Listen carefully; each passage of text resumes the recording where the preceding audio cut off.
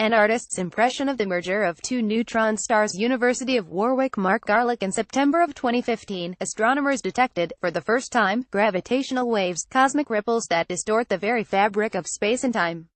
They came from a violent merger of two black holes somewhere in the universe, more than 1 billion light-years away from Earth.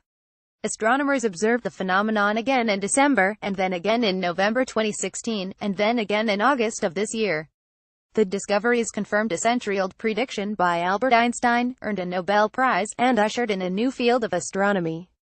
But while astronomers could observe the effects of the waves in the sensitive instruments built to detect them, they couldn't see the source. Black holes, as their name suggests, don't emit any light. To directly observe the origin of gravitational waves, astronomers needed a different kind of collision to send the ripples Earth's way. This summer, they finally got it. Scientists announced Monday they have observed gravitational waves for the 5th time, and they've seen the light from the cosmic crash that produced them.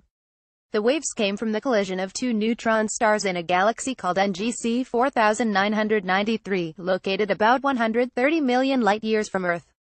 Neutron stars are strange, mysterious objects, the collapsed cores of stars that exploded in spectacular fashion, supernovae, and died. These stars measure about the size of a metropolitan city, but have about the same mass as our Sun. Astronomers had long predicted that when two neutron stars collide, the resulting explosion would produce electromagnetic radiation, in the form of optical light. The afterglow would shine bright enough to be seen through powerful telescopes, the first visible proof of a source of gravitational waves, provided the latter could also be detected. Here it is, captured by the European Southern Observatory's Very Large Telescope in Chile, in the center of the images OAJ NR Tanvir. Astronomers made the observation August 17. 3 gravitational wave detectors, 2 at the Nobel Prize-winning Laser Interferometer Gravitational Wave Observatory LIGO in the United States, and 1 at the Virgo Interferometer in Italy, detected the cosmic ripples as they washed over Earth. About 2 seconds later, 2 space telescopes, NASA's Fermi Gamma Ray Space Telescope and ESA's International Gamma Ray Astrophysics Laboratory, observed a short burst of gamma rays, the most energetic wave in the electromagnetic spectrum, coming from the same part of the sky. The almost simultaneous detections caught astronomers' attention, and they threw everything they had at it. Dozens of ground-based telescopes around the world quickly turned their gaze toward the same slice of sky. ESA's army of telescopes, sprinkled across the Chilean desert, scanned through the night. When the sun set in Hawaii, the Panstares and Subaru telescopes joined in. So did space observatories like Hubble. Within hours, astronomers pinpointed the location of the collision using an ESO telescope that sees in infrared wavelengths. They aimed the SWOPE telescope, also in Chile, at the region and started snapping pictures. They found the afterglow in their 9th shot. Astronomers observed the afterglow of the merger for days. They watched as the glowing orb faded and changed colors from blue to red, a telltale sign that the remnants of the crash were pushing radioactive material out and cooling down. Here's an animation from ESO that shows two neutron stars spiraling closer together until they crash. Astronomers examined the gravitational waves to estimate the size of the colliding objects and found they had masses far smaller than black holes. The biggest neutron star is a lot smaller than the smallest black hole, said Richard O'Shaughnessy, a theoretical gravitational wave astrophysicist at Rochester Institute of Technology who works in the LIGO group. The mass measurement, coupled with the near-simultaneous observations of the gravitational waves and a light source, told scientists they were dealing with neutron stars.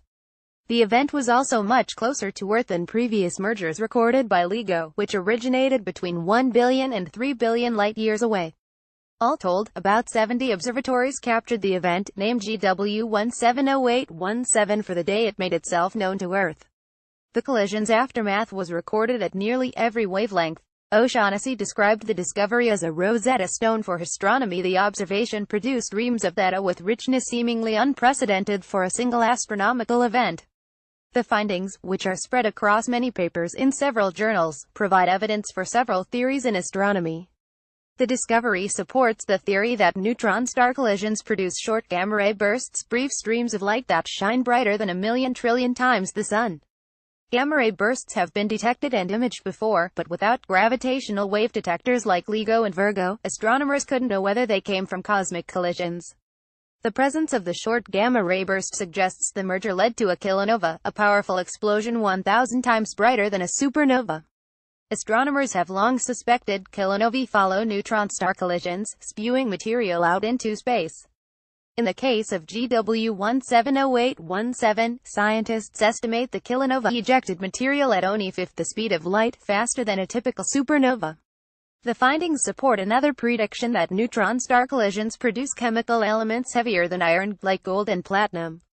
Astronomers believe neutrons released during the merger combine with surrounding atoms in a phenomenon known as our process nucleosynthesis.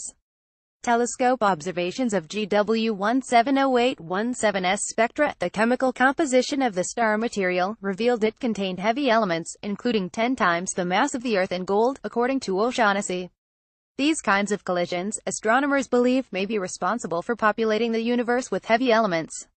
The discovery gave scientists a chance to measure the expansion of the universe, too. Since astronomers knew which galaxy the latest gravitational waves came from, they could calculate the distance between that galaxy and Earth and then plug it into equations for the rate of expansion, known as the Hubble constant. Good news, the answer matched up with previous estimates from other methods. When scientists announced their fourth detection of gravitational waves in August, they promised that these kinds of announcements would become routine. LIGO and Virgo's instruments, they predicted, will detect the rippling of spacetime once or multiple times a week. It's a certainty that we will experience the effects of mergers between black holes and neutron stars, and maybe between one of each, again. LIGO and Virgo scientists may even have a few confirmed detections they haven't told us about yet. And the more, the better. This reign of events will continue at such a high rate that we'll have a census of comic explosions, O'Shaughnessy said. And by determining the census, we can learn something about how they form, about the origins of these mysterious events.